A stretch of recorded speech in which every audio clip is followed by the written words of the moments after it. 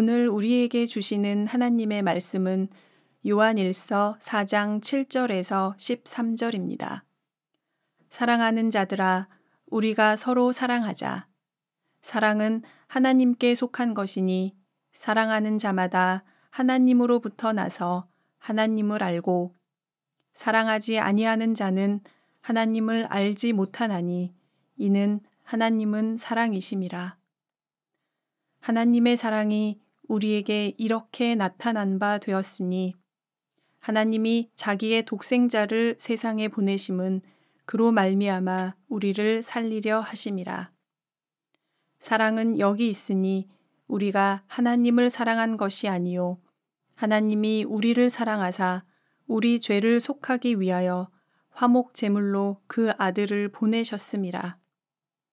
사랑하는 자들아, 하나님이 이같이 우리를 사랑하셨은즉 우리도 서로 사랑하는 것이 마땅하도다. 어느 때나 하나님을 본 사람이 없으되 만일 우리가 서로 사랑하면 하나님이 우리 안에 거하시고 그의 사랑이 우리 안에 온전히 이루어지느니라. 그의 성령을 우리에게 주심으로 우리가 그 안에 거하고 그가 우리 안에 거하시는 줄을 아느니라. 이는 살아계신 하나님의 말씀입니다. 아멘. 자, 갑자기 이렇게 변화산이 이렇게 연기가 되고 하는 바람에 설교 스케줄이 조금 이렇게 바뀌게 되었어요. 그래서 몇 주 후에 하려고 했던 사랑의 열매 시리즈가 일찍 오늘부터 시작이 돼서 여러분들에게 광고를 잘 못했고요. 저에게 큰 유익이 있었습니다. 지난 2주, 3주 모든 스케줄들이 취소되면서 전 진짜 오랜만에 그냥 설교 준비만 하고 그냥 이렇게 말씀 준비하는 시간만 많이 가졌어요. 그래서 여러분들과 함께 이 성령의 9가지 열매를 가지고 나누는 시간들이 조금 더 좀 의미 있게 깊이 갈 수 있지 않겠는가. 그래서 말씀 안에 좀 가능하면 다른 요소를 빼고 이제 말씀에 좀 집중하려고 하고요. 성령의 9가지 열매를 들어가면서 우리 예배팀에서 저에게 이렇게 제안을 했어요. 여러분, 우리 10계명 우리 공부할 때 10계명을 외우는 방법 가르쳐 드렸었는데 기억나세요? 신우이 안부 살간도 증탐. 이것도 처음 듣는 듯한 표정이 많으세요. 이렇게 첫 자를 따가지고 나 외에 다른 신을 두지 말라, 우상을 만들지 말라, 신우이 이름을 망령되이 읽었지 말라, 안식일을 이렇게 해서 외웠었는데 요번에 성령의 9가지 열매도 물론 아는 분이 있겠지만 우리가 한번 순서대로 외우는 것도 좋겠다. 갈라디아서 5장 22절부터 23절까지에 있는 말씀인데 예배팀에서 성령의 열매 송을 만들었어요. 그래서 매주 이렇게 9번 정도 부르고 나면 아마 잘 외워지지 않을까. 성령의 9가지 열매는 또 우리 교회 9개 동산이기도 하잖아요. 자,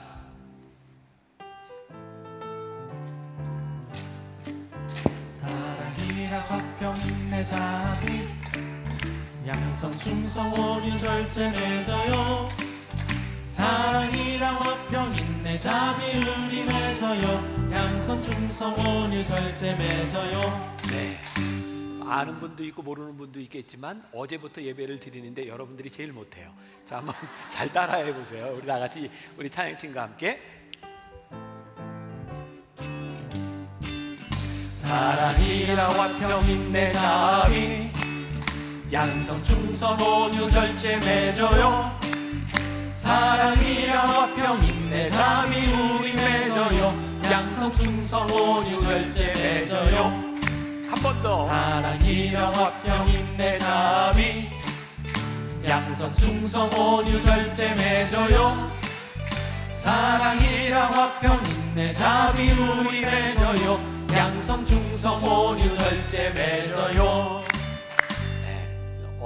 어린아이 같은 마음으로 이렇게 잘 따라오시고 9개 열매를 우리 한번 깊이 바라보면 좋겠습니다. 오늘 여러분들이 눈치채셨겠지만 찬양도 계속 사랑에 대한 설교를 했고요. 오늘 사랑 그 부제로 누구도 피할 수 없는 요구, 사랑이라는 제목으로 말씀을 나누려고 합니다. 여러분, 우리가 믿는 신앙, 하나님을 믿는 신앙, 세상 사람들은 기독교라고 이야기를 하는데 우리가 믿는 신앙의 권위는 무엇일까요? 여러분, 권위주의는 사라져야 될 것이지만 권위는 있어야 합니다. 우리가 믿는 이 신앙의 권위, 저는 하나님께로부터 오는 것이라고 생각해요. 오늘 제가 여기 말씀을 전할 때도 이 말씀이 하나님께로부터 오는 말씀일 때 그게 권위가 있는 것이 아니겠습니까? 근데 하나님께로 오는 것 중에 가장 중요한 것이 있는데 그게 뭐냐면 사랑이에요. 오늘 본문 말씀 가운데 요한일서 4장 7절에 보니까 이렇게 되어 있죠. 사랑하는 자들아 우리가 서로 사랑하자. 사랑은 하나님께 속한 것이니 사랑하는 자마다 하나님께로부터 나서 하나님을 알고. 사랑하는 자들아 우리가 서로 사랑하자. 우리가 사랑할 때 하나님께 속한 자가 된다. 다시 말하면 우리가 사랑하지 아니하면 우리는 하나님께 속한 자가 아니다, 이런 말이죠. 사랑은 하나님께로부터 오는 것이라고 성경이 말씀하고 있어요. 제가 요즘 많이 인용하는, 참 좋아하는 교수님, 100세를 살아보니 김영석 교수님이 쓴 책 중에 왜 우리에게 기독교가 필요한가, 거기에 짤막한 이야기가 하나 나와요. 이 교수님의 지인 중에 한 분이 숙명여대에 이렇게 교수를 지내고 이렇게 차관을 지낸 분이 있답니다. 이분이 만나서 한 번은 이렇게 이야기를 하더래요. 나는 세상에서 무서운 게 하나도 없는데 우리 어머니한테는 꼼짝 못해. 우리 어머니가 내가 마땅치 않으면 꼭 하시는 말이 있어. 가만히 있다가 이렇게 얘기해. 야, 이 녀석아, 내가 너 낳았다. 할 말 있냐? 어머니가 이렇게 말을 하면 본인은 할 말이 없다는 거예요. 이분의 어머니의 말, 내가 너를 낳았다, 이게 이분의 권위라는 거예요. 내가 너를 낳아서 키웠다, 내가 사랑했다, 이것이 이분의 권위라는 거예요.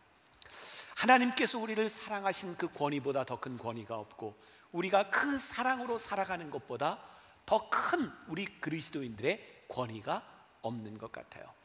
고린도전서 13장은 사도 바울이 고린도에 있는 교인들에게 쓴 편지죠. 13장 사랑장이라고 이야기를 합니다. 거기에 유명한 말씀이 있죠. 믿음, 소망, 사랑, 그 중에 제일은 사랑이다. 우리들 신앙생활하는데 사실 우리들이 피부로 느끼는 건 사랑보다 믿음이 더 중요하다고 생각할 때가 많지 않나요? 우리들에게 소망이 더 중요하다고 생각할 때가 많지 않나요?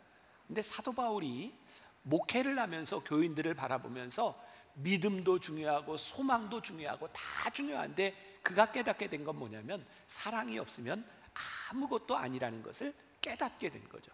그래서 우리가 잘 아는 유명한 말씀이 있죠. 내가 천사의 말을 한다 할지라도 사랑이 없으면 아무것도 아니다. 천사의 말, 능력이 있는데 사랑이 없으면 아무것도 아니다. 내가 산을 옮길 만한 믿음이 있다 해도 사랑이 없으면 아무것도 아니다. 내 몸을 내어주어 불사르게 한다 할지라도 나에게 사랑이 없으면 아무것도 아니다. 근데 사실 우리 교회에서 뭔가 된 듯한 사람은 뭐예요? 믿음 있는 사람이잖아요. 봉사하는 사람이잖아요. 그런데 그 어떤 것도, 어떤 능력도, 투철한 믿음도 거기에 사랑이 없으면 아무것도 아니다. 왜 그럴까요? 사랑이 없으면 해결되지 않는 게 있는 거예요. 우리들이 믿음을 지키기 위해 소망을 붙드는 이 소망에 사랑이 없으면 얼마나 이기적이 되고, 우리들이 가지고 있는 이 믿음 지키려고 하는 이 믿음에 사랑이 없으면 믿음 때문에 사람들이 얼마나 잔인해지는지 몰라요. 우리는 기독교 역사를 통해서 믿음을 가진, 믿음을 지키려는 사람들이 서로 죽이려 했던 역사도 우리는 보잖아요. 하나님은 사랑이라고 말씀하시는데 하나님을 믿고 있는 우리들에게 사랑이 없으면 그것이 얼마나 잔인해질 수 있는지 몰라요.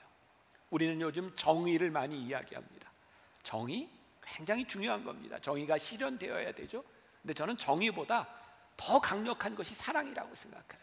우리가 정의를 주장하며 싸우면 한쪽은 죽고 한쪽만 살아남아요. 그런데요, 사랑이 놀라운 것은, 사랑은 지고 이기는 것이 없다는 거예요. 부부간에 싸워보세요. 정의를 가지고 싸우면 이혼으로 가요. 형제간에 싸워요. 네가 옳다 내가 옳다. 형제간에도 평생을 보지 않고 살아가요. 근데 사랑은 이 정의를 뛰어넘는, 사랑은 내 편과 내 편을 나누는 것이 아니라 사랑은 이 모든 것을 감쌀 수 있는 것이기에 사랑은 훨씬 더 강력한 것이죠. 사랑으로만 우리들에게 보이는 게 있거든요. 벌써 한 10년쯤 된 것 같아요. 제가 여러분들에게 설교하면서 이렇게 종이에다가 점을 하나 이렇게 찍으면서 보이세요 했던 거 혹시 기억나세요? 자, 한번 저기 보세요. 저기 큰 종이에 점이 하나 찍혔다가 뭐가 보이세요? 뭐가 보여요? 점이 보이죠. 참 신기하잖아요. 저 큰 종이에 점이 하나 딱 찍히는 순간 저 여백은 하나도 보이지 않고 점만 보입니다. 우리들에게 정의, 소망, 믿음, 우리들이 그것만 가지고 살아가는 것이 아니라 하나님의 방법과 하나님의 눈과 하나님의 사랑이 우리들에게 들어올 때 우리들에게 더 많은 것들이 보이기 시작해요. 사랑은 굉장히 크고 위대한 것이죠. 자, 어떤 신학자가 그런 이야기를 했습니다. 갈라디아서 5장 22절부터 23절까지에 있는 성령의 9가지 열매, 사실은 열매가 9개가 아니라는 거예요. 성령의 열매는 오직 한 가지 사랑이고 나머지 다른 것들은 다 사랑에서부터 나오는 거라는 거예요. 아마 우리가 이제 말씀을 이렇게 계속해서 하나하나 배워가면서 왜 그런가라고 하는 것도 우리들이 아마 깨닫게 될 것 같아요.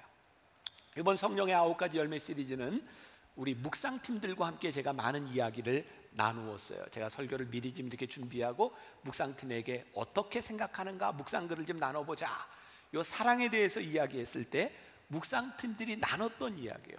이 사랑이라고 하는 이 위대한 주제를 가지고 나누는데요, 사랑을 가지고 인류 평화와 뭐 이렇게 뭐 인류 공존, 뭐 이렇게 전쟁, 뭐 이런 이야기를 하는 사람이 하나도 없었어요. 이 사랑해 가지고 사랑의 열매를 이야기하는데 다 그게 주변에 있는 사람들과 가족에 대한 이야기더라고요. 한 분은 이런 이야기를 했어요. 집에 이제 엘리베이터를 타기 위해서 이렇게 딱 서 있는데 사람이 많은 거예요. 줄을 서 있는데 타려고 하는데 옆에서 딱 새치기를 하고 들어온 사람 때문에 본인이 못하게 된 거예요. 화가 나는 거예요. 근데 나는 예수 믿는 사람이니까 화를 낼 수 없는 거예요. 그 순간 하나님께서 이런 마음 주시더라고요. 너에게 멋진 다리의 근육을 주지 않았니? 걸어가. 그래서 이렇게 걸어가면서 그때 하나님으로 인하여 난 이렇게 사는구나, 그런 느낌도 나누어 주셨고, 한 분은 이렇게 남편이 교회를 다니지 않을 때 남편과 함께 많은 감정의 대립, 힘든 시간들을 지나갔다는 거예요. 근데 그때마다 하나님께서 주시는 마음이 네가 남편을 위해서 참아야지. 그리고 지금은 온 가족의 교회를 함께 다니면서 이것이 주님의 방법이었구나 라고 하는 것을 깨닫는다는 거예요. 어떤 장로님은 이런 이야기를 나눠주셨어요. 고등학교 때 예수님을 믿고 예수님을 영접하고 살았는데 청년 때 믿음을 떠나 있었대요. 근데 결혼을 하는데 지금 권사님, 예수 믿는 권사님, 예수 믿는 가정과 결혼을 하다 보니 교회를 다니게 되었고, 그 교회는 아주 스트릭하게 이렇게 좀 교리를 강조하는 교회였대요. 뭐 이제 제사에 대한 문제도 그렇고 주일에 관한 문제도 굉장히 강하게. 그래서 이분은 결혼하고 나서부터 이제 제사를 드리는 일에 대해서 아주 단호하게 이제 처신을 한 거죠. 명절에 모이면 부부가 함께 가서 우리는 절을 하지 않습니다. 그리고 버틴 거죠. 집에서 이렇게 용납을 해줬대요. 그런데 문제는 절을 하지 않는 것까지는 좋은데 이제 산소를 가자 그러는데 산소에 가면 거기서 또 젖을 내야 되니까 절을 해야 되니까 우리는 못 갑니다 라고 버텼는데 그 부모님과의 사이가 갈등이 생긴 거예요. 그러고 났는데 이분은 이제 집으로 간 게 아니라 어머님 집에 가서, 부모님 집에 가서 오실 때까지 집을 다 치워놓고 음식을 다 해놓고 기다리고 있었대요. 그때 부모님이 오셔서 이렇게 얘기를 하더라고요. 야, 너 어떻게 이렇게 할 수 있니? 예수 믿는 힘이 있니? 나도 한번 교회 다녀볼까? 그때부터 부모님이 교회를 다니기 시작했다는 거예요. 그런 이야기들이었어요.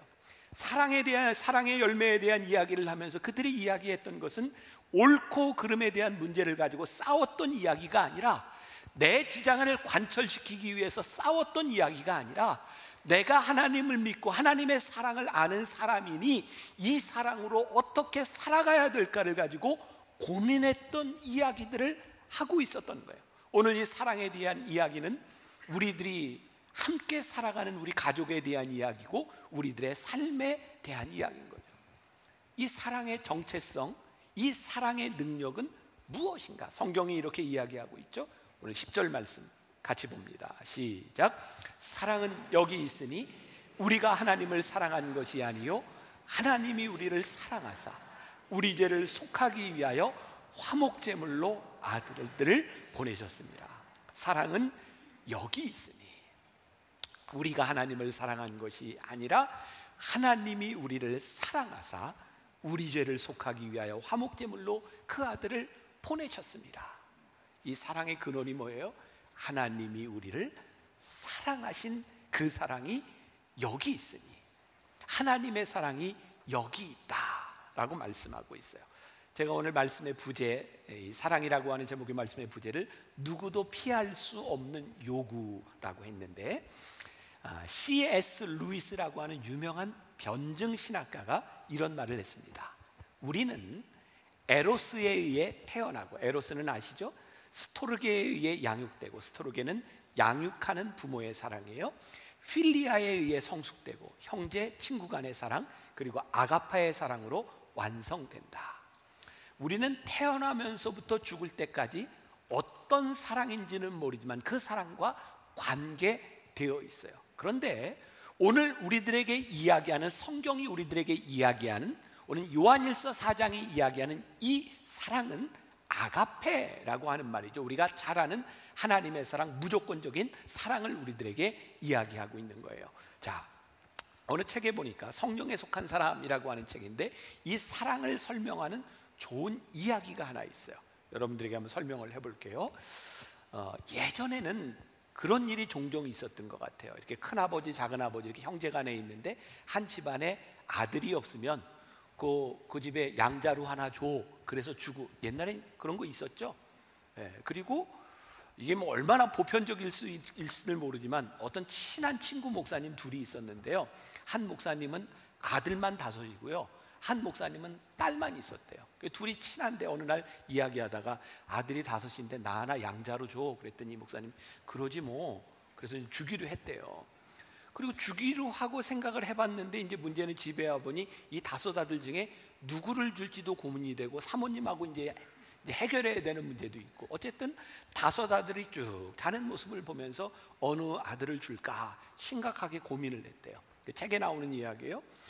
큰 아들을 보는 순간 장남은 안 되지, 장남이니까, 이런 생각이 들더래요. 둘째 아들을 이렇게 보는데 이게 아들 중에 제일 똑똑한 아들이라 얘는 집에 놔둬야 될 것 같더래요. 셋째 아들을 보는데 이 셋째 아들은 이 5 아들 중에 자기를 닮아서 잘생긴 거예요. 나 닮은 아들을 줄 수는 없잖아요.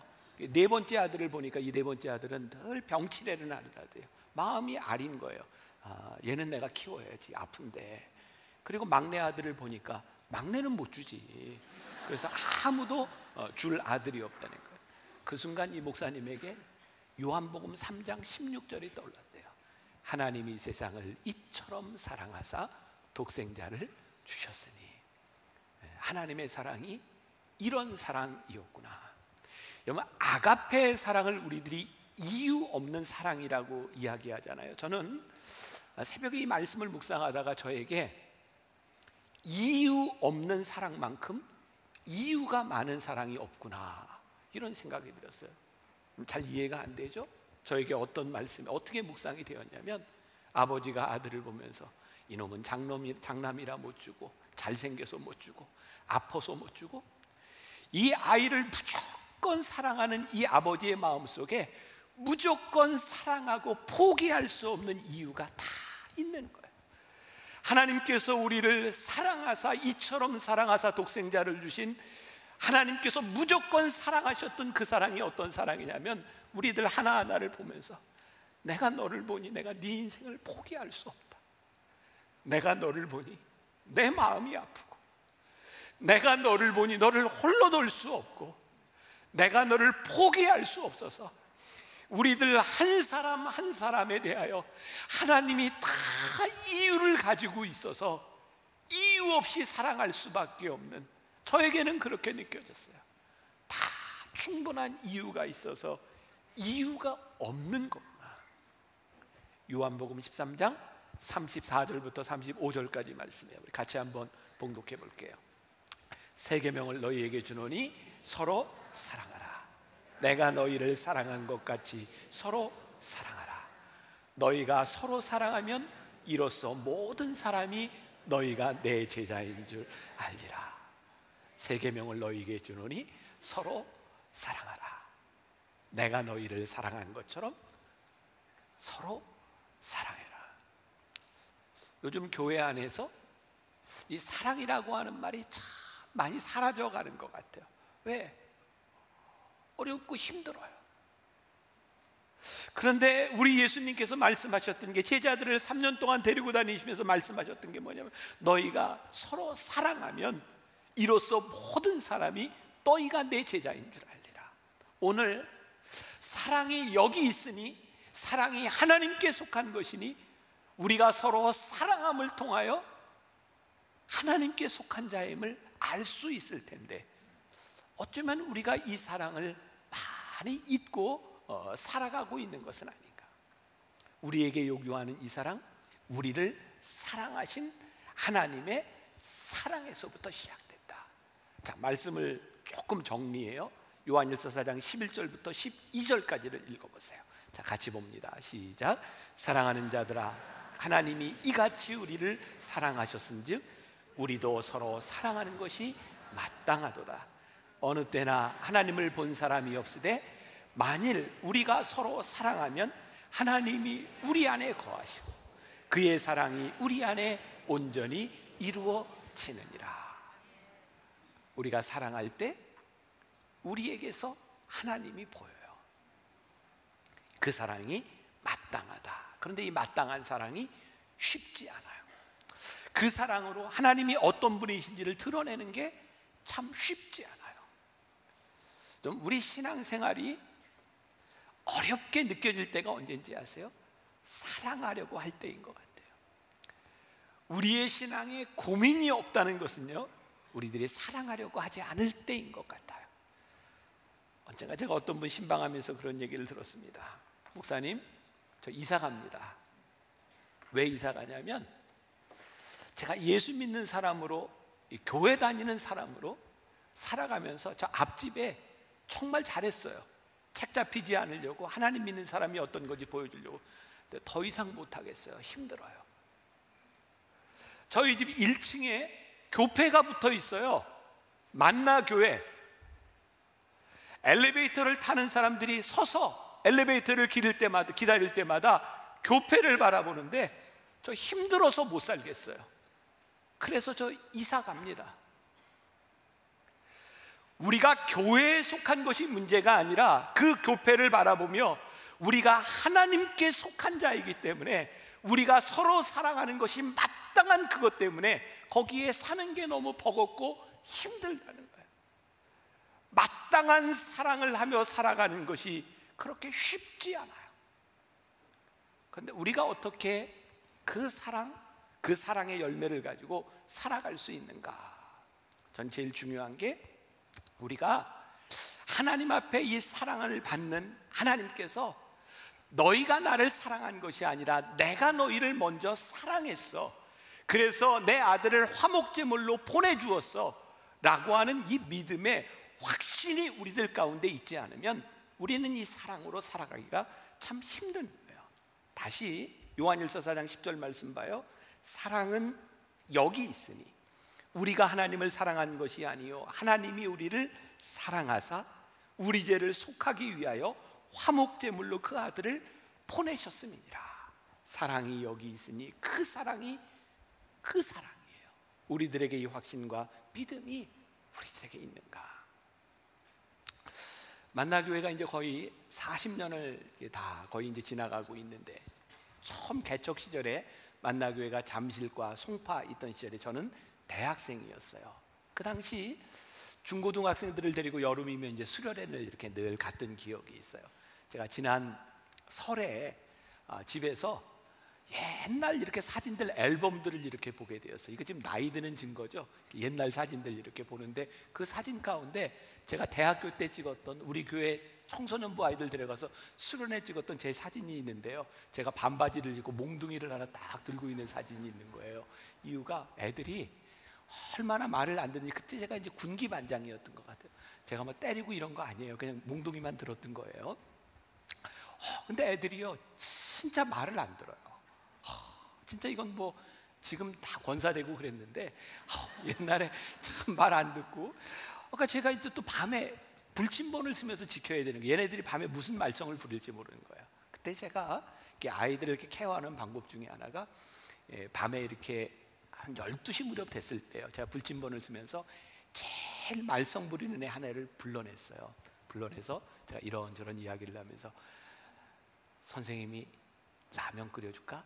옛날 캠프에서 라면 대단한 거잖아요. 그래서 라면을 다 끓여주고 그 아이한테 비밀이야. 그리고 들여보냈어요. 그리고 그 다음 말썽 부리는 애를 또 불러냈어요. 그리고 제가 라면을 하나 끓여주고 비밀이야. 그리고 또 들여보냈어요. 제가 그렇게 밤새 3명을 불러다가 라면을 끓여주고 들여보냈어요. 이제 아침이 돼서 이제 수련회 행사들을 시작하는데요. 라면을 끓여줬어도 말썽 부리는 놈은 또 말썽을 부리고 말을 안 들어요. 그때 제가 말썽 부리는 애를 보면서 참 내가 눈을 하면 윙크를 딱 한 거예요. 어젯밤 애들이요 쫙 어젯밤 저와 둘 사이에 라면을 끓여 먹었던, 참 흥미롭잖아요. 아무것도 아닌 것 같은데 그 밤에 있었던 너와 나의 비밀이 친밀감, 관계를 만들어내요. 우리들에게요 하나님의 사람으로 살아가는데 진짜 중요한 게 있어요. 하나님께서 우리를 사랑하사 내가 너를 위해 내 아들을 화목제물로 주었어. 이게 우리들 속에서 그렇군요 주님, 이게 우리들에게서 고백되고 그것이 우리들의 삶의 순간순간마다 생각날 때 그것으로 인하여 우리들이 사랑할 수 있는데, 이것을 잃어버리고 나니 이것이 우리들 마음에 없으니 사랑하는 것이 너무너무 버겁고 힘든 거죠. 오늘 여러분들에게 그런 도전을 주고 싶어요. 하나님과 우리들 사이에 그 사랑의 비밀이 있는가? 말씀을 준비하며 읽었던 이야기 중에 이게 아마 내용이 꽤 오래전 이야기인 것 같아요. 여기에 나오는 그 숫자들을 보니까 미국에 한 의사가 있었어요. 중동에서 온 한 왕자를 이렇게 치료하고 수술하게 되었고요. 이제 왕자는 돌아가게 됐고 이 의사는 그 왕자에게 이제 얼마 치료비를 이렇게 청구해야 되는 상황이 된 거예요. 제가 이제 오래된 이야기라고 생각하는 게 여기에 있는 뭐 수술비가 뭐 5,000불 뭐 이렇게 나온 거 보니까 미국은 지금 상당히 이렇게 비싼데 이거 얼마를 받아야 될까 고민하면서 이렇게 친구들에게도 물어보고 이러는데 한 친구는 최고 한 5만 불까지 받아도 된다. 뭐 그 정도는 충분히 냈을 거야 이렇게 얘기를 하는데 이분이 이제 교인이라 이 상황을 담임 목사님과 상담을 했던 것 같아요. 목사님 이런 상황인데 제가 어떻게 해야 될까요? 그랬더니 목사님이 아주 지혜로운 팁을 하나 준 거예요. 중동 왕실의 왕자들은 굉장히 이렇게 프라이드가 강하기 때문에 얼마를 내라 그러면 기분 나빠할 수도 있으니 청구서를 보낼 때 이렇게 보내라는 거예요. 왕자님의 신분에 합당하게 지불하시면 됩니다. 이렇게 보내라는 거예요. 그때 그렇게 보냈더니 글쎄 그 왕자가 생각했던 것보다 훨씬 더 많은 7만 5천 불을 이제 병원비로 보냈던 거예요. 너무 기뻐서 목사님께 전화를 했더니 목사님 그렇게 보냈더니요 7만 5천 불을 보내왔어요. 그랬더니 목사님이 이렇게 축하를 해주고 며칠 있다 이 목사님께로부터 이 의사에게 편지가 하나 갔어요. 거기에 이런 글이 적혀 있었대요. 형제님, 당신은 하나님의 아들입니다. 하나님의 아들의 신분에 합당하도록 감사헌금을 하세요. 이렇게 갔대요. 여러분, 우리가 그냥 할 수 있는 일이 있고 우리의 신분에 합당하게 할 수 있는 일이 있어요. 우리가 프라우드하게 생각할 수 있는 내 삶의 자존심, 내 자존감, 그것은 우리의 신분이 어떠한가. 성경은 우리들에게 이야기하는데 하나님의 사랑이 여기 있으니 너희가 먼저 하나님을 사랑한 것이 아니라 하나님이 너희를 사랑하사 그 아들 독생자를 화목제물로 우리들에게 주셨다는 그 사랑 안에서 너희들이 어떻게 살아가야 될지, 너희들이 그 사랑을 받은 존재로 어떻게 살아가야 되는지를 생각하고 그 사랑이 마땅하다고 이야기하고 있어요. 자, 오늘 11절 말씀해 보니까 사랑하는 자들아 하나님이 이같이 우리를 사랑하셨은즉 우리도 서로 사랑하는 것이 어떻게 해요? 마땅하도다. 마땅하도다. 영어 성경에 보면 We ought to love라고 되어 있는데 이 말은 must보다는 훨씬 더 강한 의미를 가지고 있어요. 사랑하는 것이 마땅하다. 여러분들에게는 어떤 느낌으로 들리세요? 마땅하다. 여러분, 골로새서에 보면 사도 바울이 골로새에 있는 교인들에게 이런 편지를 씁니다. 너희들에게 사랑의 수고가 있었다. 그리고 그들을 칭찬합니다. 사랑합니다. 이런 차원에 대한 문제가 아니라 그 사랑이 마땅하도다라고 하는 것은 그 사랑으로 인한 우리들의 수고가 있었다는 거예요. 사랑은 수고가 필요합니다. 사랑은 그냥 말로 되는 것은 아닌 것 같아요.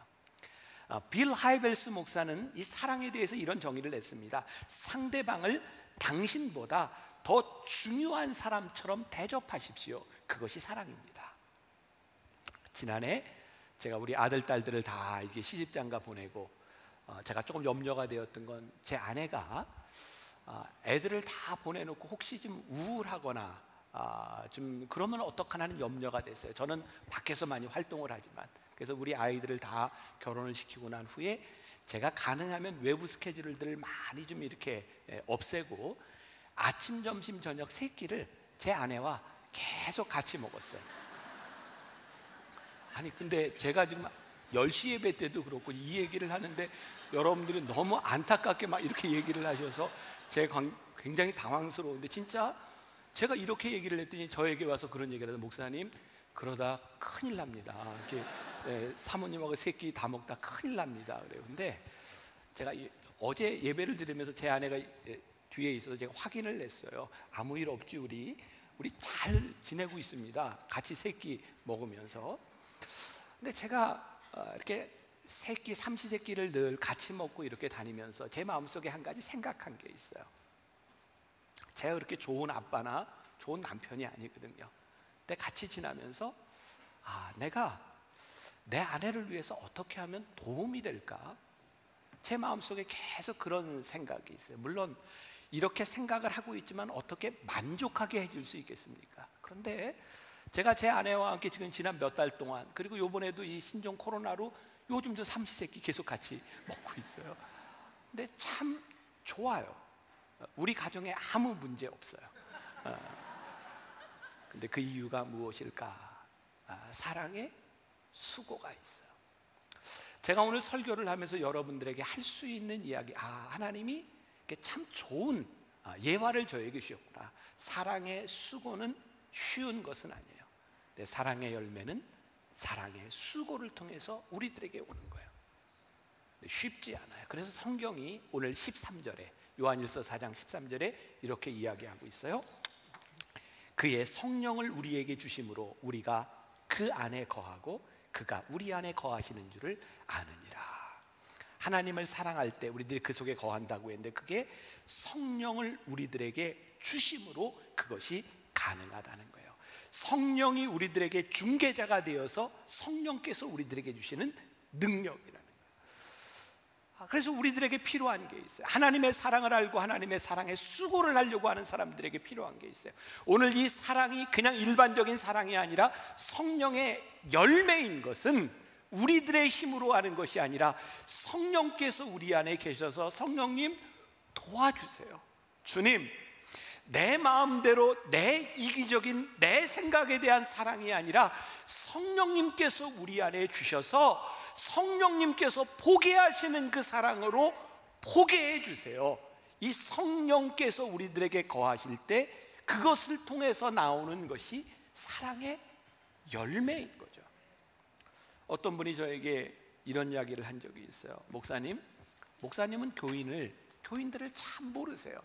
그 사람이요, 목사님이 이렇게 사랑도 많고 봉사도 많다고 이렇게 생각하시지만 목사님 앞에서만 그래요. 목사님 참 사람을 잘 못 봐요. 제가 속으로 이런 이야기를 했어요. 그래요, 괜찮아요.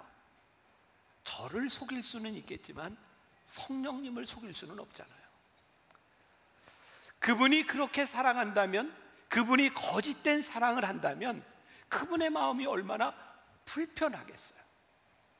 사람을 속일 수는 있지만 성령님을 속일 수는 없고, 성령님을 따라 인도하심을 받는 그 사랑이라고 한다면 우리의 육체의 소욕과 인간의 욕심을 벗어버린 그런 사랑이 아니겠어요. 사랑하는 여러분, 오늘 우리들에게 그런 도전이 있었으면 좋겠어요.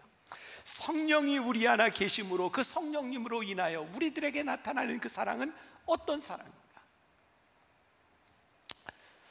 우리 그리스도인들은 때때로 우리들의 삶의 죽음을 생각하는 것이 유익할 때가 많은 것 같아요. 여러분, 이 의미를 잘 생각하세요. 내가 뭐 죽고 싶다 이런 죽음이 아니라 내가 하나님 앞에 갈 그 날들을 생각하면 우리는 우리들의 삶에 참 진지해질 수 있을 것 같아요. 저는 종종 그런 생각합니다. 제가 죽었을 때, 제가 목사니까 우리 교인들이 조문을 오지 않겠습니까? 오실 거죠? 네. 그때 교인들이 저를 생각할 때 어떤 생각을 할까? 만나교회 담임 목사? 그 목사님은 열정이 있었어. 그 목사님은 꿈이 참 많았어. 그래, 그 목사님은 성공한 목회자야. 여러 가지로 저에 대한 수식어들이 가능하겠지만, 그때 제 마음속에 소원이 생겼어요. 하나님, 우리 교인들이 저의 죽음 앞에 서 있을 때 저를 바라보며 우리 목사님은 우리를 참 사랑하셨어, 그렇게 말할 수 있으면 저는 너무 행복할 것 같아요.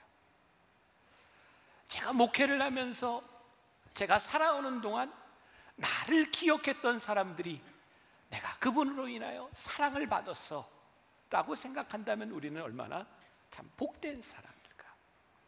여러분들의 인생에 가장 복된 일, 우리가 성령의 열매를 맺고 살아가는 우리들에게 우리를 생각하는 그 누군가가, 그 사람은 참 사랑이 있는 사람이었었어.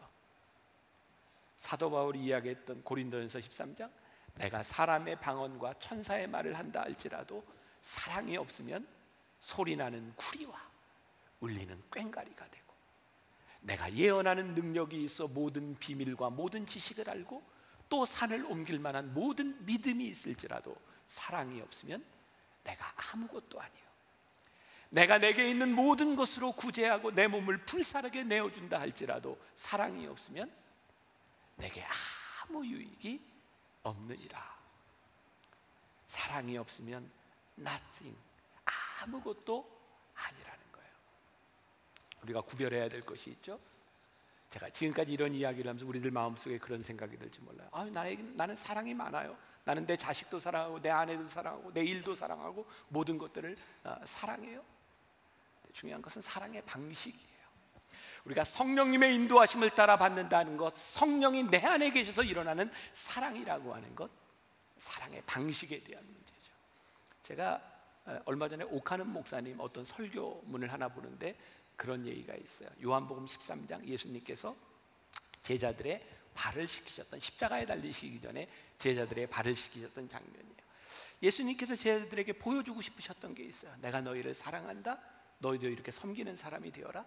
오카는 목사님 설교 중에 그런 내용이 있어요. 만일 예수님께서 제자들의 발 앞에 무릎을 꿇고 세숫대에 물을 가지고 제자들의 발을 닦으실 때 예수님께서 가져오신 그 물이 한 80도 100도 넘는 물이었다면 제자들이 사랑을 느꼈을까요?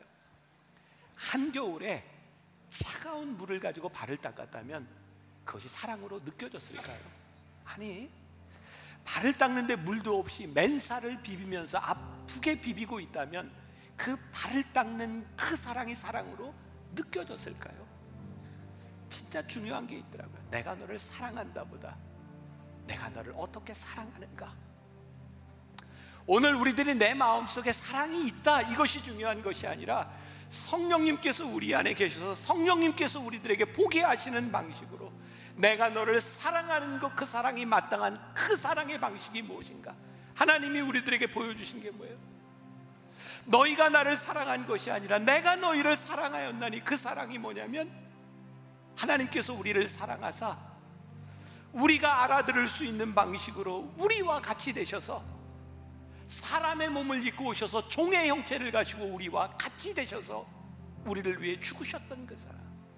하나님의 사랑은 하나님 마음대로 사랑하신 것이 아니라 우리를 사랑하사 우리처럼 되셨던 그 사랑을 우리들에게 말씀하고 있어요.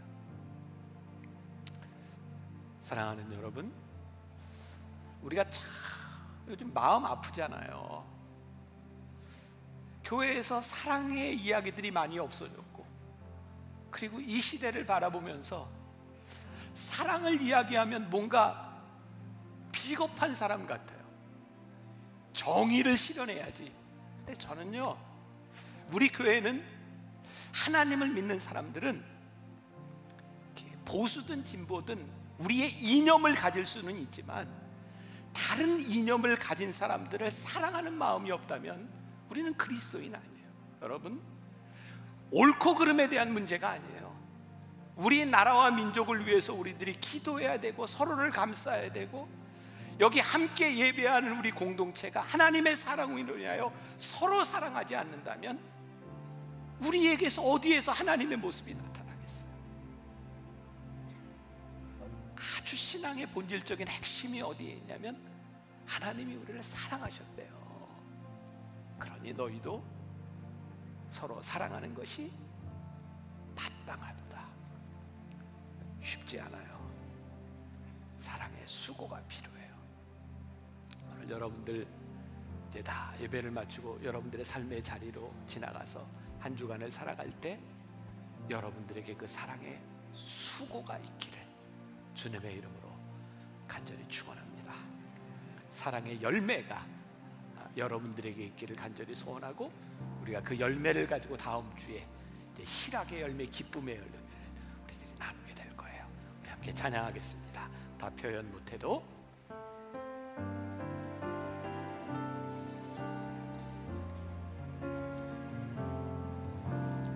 표현 못해도 나 표현하리라. 다 고백 못해도 나 고백하리라. 다 알 수 없어도 나 알아가리라. 다 닮지 못해도 나 닮아가리라.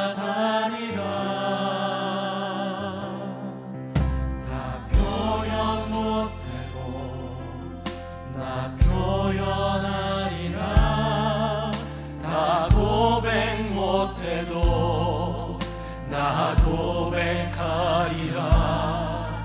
다 알 수 없어도 나 알아가리라. 다 닮지 못해도 나 닮아가리라. 그 사랑 얼마나 아름다운지, 그 사랑 얼마나 날 부욕해 하는지, 그 사랑 얼마나 크고 놀라운지, 그 사랑 얼마나 나를 감격하게 하니. 그 사랑, 그 사랑 얼마나 아름다운지, 그 사랑 얼마나 날 부욕해 하는지, 그 사랑 얼마나 크고 놀라운지를, 그 사랑 얼마나 나를 감격하게 하는지. 그 사랑, 우리 함께 일어나 찬양하겠습니다. 그 사랑 얼마나 아름다운지, 그 사랑 얼마나 날 부욕해 하는지, 그 사랑 얼마나 크고 놀라운지를, 그 사랑 얼마나 나를 감격하게 하는지.